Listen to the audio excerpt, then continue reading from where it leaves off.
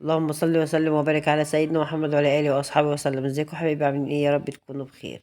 النهارده هنعمل بقى فراخ بانيه. انا هنا معايا فراخ بانيه دي مسكتها غسلتها ونقعتها، وبعد كده اديت لها شطفه حلوه كده وسبتها تتصفى. معايا بقى بصلايه وفصين توم وقرن فلفل، حطيتهم كده في الخلاط وحطيت عليهم معلقتين ميه. هنضربهم بقى كويس جدا في الخلاط، وصلوا بقى على الرسول عليه افضل الصلاه والسلام.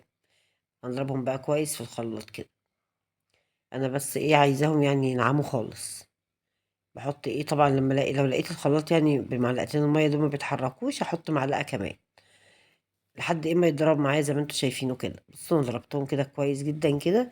طبعًا لو عايزة تبشريهم بالمبشرة ابشريهم في الكبة زي ما أنتِ حابة يعني. بس أنا كده كنت مطلّعة الخلاط عشان أضرب الطماطم يعني، عشان نعمل بقى طماطم يعني، فقُلت أعملهم بالمرّة وخلاص. فإيه، حطيت هنا بقى حبة فلفل أسود وحبة ملح وعصرت ليمونة، وحطيت 7 بهارات ومعلقتين دقيق. وبصوا خلطة سهلة كده وحلوة، بس بتخلي البانيه بصوا طعمه زي العسل. هنقلبهم بقى كويس جدا كده ونظبط بقى الملح. أهم حاجة إن انت ايه تظبطي الملح بتاعك، ما تخليهوش حادق قوي، خليه مظبوط. أنا بدوق بقى الخلطة بتاعتي كده، لو لقيتها محتاجة ملح بحط لها.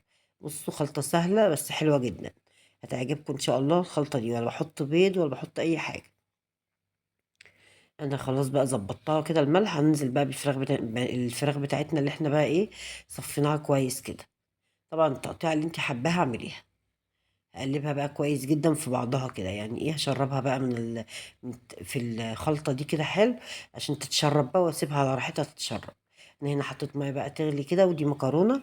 هنسلق بقى المكرونة بتاعتنا، حطيت بس في الميه كده حبة ملح. هنا بقى ايه عشان نعمل الكفر بقى اللي بره. هنا معايا بتاع الفراخ البانيه يعني.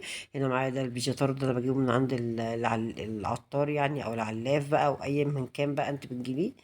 فايه انا جبته بقى كده ايه، بجيبه سايب يعني. بجيبه سايب بقى، فانا حطيت له بس حبه بهارات وحبه شطه، لان لقيته مش حراق، كنت عايزاه حراق فما لقيته يعني ايه. بنتي جابته لي بارد يعني ما كانش حراق. ف حطيت له حبة شطة كده وحبة بهارات وحبة ملح. يعني من كل التوابل اللي انا حطيتها ايه حطيت منها. هنتبل بقى إيه الفراخ بتاعتنا دي كده ايه، كل قطعة كده ايه احطها كده ويعني ايه وادوس عليها كده ان هي يعني تتغلف كويس جدا من الفيجيتار ده. بغلفها كويس جدا كده. وصلوا بقى على الرسول عليه افضل الصلاة والسلام. طبعا بقى ايه شفتوا يوم الجمعة اللي حصل لنا والله. بصوا ربنا يعني يرحمنا برحمته. والله بصوا يعني الصيف اتحول لشتاء، سبحانك يا رب. سبحانك يا رب على فعلا هو تدابيره من عند ربنا، قادر على كل شيء. فبصوا الدنيا قلبت في ثانية يوم الجمعة ده. بالليل الدنيا اتقلبت في ثانية، يعني من الصيف للشتاء، سبحانك يا رب. فربنا يرحمنا برحمته والله. بص بقى انا خلاص بتبل بقى الفراخ بتاعتنا كده حلو. ويعني كل قطعة كده بمسكها بغطيها كده. بصوا يا بنات ده ربع كيلو بانيه، والله ده ربع كيلو. طبعا البانيه مش عارفة شريط حلو علينا فايه ده ربع كيلو والله. فايه الخلطة اللي انا بعملها لها دي بتخلي قطعة البانيه معاكي محملة وحلوة. معلقتين الدقيق اللي احنا بنحطهم دول بيخلوا القطعة كبيرة وحلوة. هنا بقى حطيت حبة زيت كده في الحلة، وحطيت بصلاية مفرومة، وخلاص بقى أنا البانيه كله عملته كده. وركنته إيه يعني يتشرب على راحته كده. دي الخلطة بقى اللي هي إيه فاضلة مني. البصل مع الدقيق مع الكلام ده برضو بعمله إيه بالفيجيتار كده. أنا هنا بقى حطيت فصين توم كده على البصل، وهديله إيه تقليبة حلوة كده. وصلوا بقى على الرسول عليه أفضل الصلاة والسلام. هنزل بس بحتة هريسة شطة كده، حتة صغيرة كده. وهديها برضو إيه تقليبة حلوة كده. ومعايا بقى طماطم بقى انا ضربتها في الخلاط. وخلاص على كده. بصوا المكرونه دي سهله وسريعه كده بس الطعم بتاعها بيبقى حلو جدا. البصلايه مع التوم مع حته هريسه الشطه. وكمان لو يعني حتى لو مفيش هريسه شطه قرن فلفل، كل ده ايه بيغني معاكي. انا هنا بقى كنت خرطه بطاطس يعني. فايه حمرتها بقى ايه قبل البانيه، يعني بحمر البطاطس الاول بعد كده ايه البانيه. انا هنا بقى بصوا المكرونه دي سايبه، خلي بالكم بصوا مفرفره وزي العسل. انا خلاص بقى كده ايه بظبط بقى كده ايه. بقلب بقى الصلصه بتاعتي كده في يعني المكرونه في الصلصه كده. خلاص احنا خلاص بحمر البانيه كده. يعني دي اخر طاسه المفروض في البطاطس دي.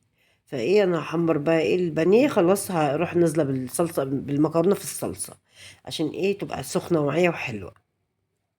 انا خلاص بصوا البطاطس، حب بطاطس زي العسل، البطاطس اليومين دول تحمير يا بنات. خلاص اتحمرت بقى، هنطلع البطاطس وننزل بقى ايه بالبانيه بتاعنا. طبعا الزيت مش غزير يعني، انا ايه بنزل ايه قطعه قطعه كده ايه. يعني بحط بقى ايه زي ما اتفقنا ايه، الزيت يبقى يعني النار عاليه، وبعد كده نهدي النار شويه على الوسط كده. لا يعني اول ما احس ان هي استوت اروح معليه النار تاني. هي اساسا كده بتبقى رفيعه مش تخينه قوي، فايه بتستوي بسرعه يعني. بصوا بقى الجمال، ولا بقى الكفر بتاعها بيقع ولا اي حاجه. بصوا هتعجبكم جدا والله، ولا بيض بقى ولا لبن ولا اي حاجه. تحفه جدا والله زي العسل. انت طبعا لو عايزه تحطي بيض حطي زي ما انت حابه، انا بس عشان انا مش بحب البيض فاهمني. بس انتوا لو عايزين تحطوا حطوا، بس هو كده كده مش بيفرق في النتيجه بالنسبه لي انا يعني. بس انت لو عايزه تحطي طبعا ده قيمه غذائيه يعني، هو بيزود ان انت غذاء يعني للولاد. بس انا مش بحب طعمه يعني، فعشان كده مش بحطه يعني. انا بنزل بقى ايه بالقطع بتاعتي كده ورا بعضها كده وبحمر ايه الفراخ بتاعتي. بصوا والله زي العسل، وبترمي كميه حلوه يعني. بصوا ربع كيلو والله اللي انتوا هتشوفوه دلوقتي ده كله ربع كيلو. خلاص بقى ايه بنقلي بقى ورا بعضه كده. كمان زي ما قلت لكم الخلطه اللي انا وريتها لكم دي، بعملها برضو بحبه فيجيتار كده، بيبقى طعمها حلو جدا. خلي بالكم بقى بعملها، بصوا عارفين زي الطعميه والفلافل كده، بكورها كده وبعملها في الفيجيتار، بيبقى طعمها حلو برضو. في اخر حاجه بقى بعد ما بخلص قليه خالص، بيبقى طعمها حلو جدا، هوريها لكم برضو. خلاص بقى المكرونه، وادي بقى ايه فاضل حاجات بسيطه كده ونخلص بقى ايه الغدا بتاعنا. ادي بقى المكرونه بتاعتنا، بصوا تتبدر بالحبايه مع انها مش اكياس ولا حاجه، دي سايبه على فكره. بصوا الفراخ بقى ربع كيلو بانيه، عمل طبق محترم. وادي بقى الخلطه اللي انا بقول لكم عليها، بحمرها كده برضو بيبقى طعمها حلو جدا. وطلعنا بقى مخلل، وده كان غدانا النهارده و...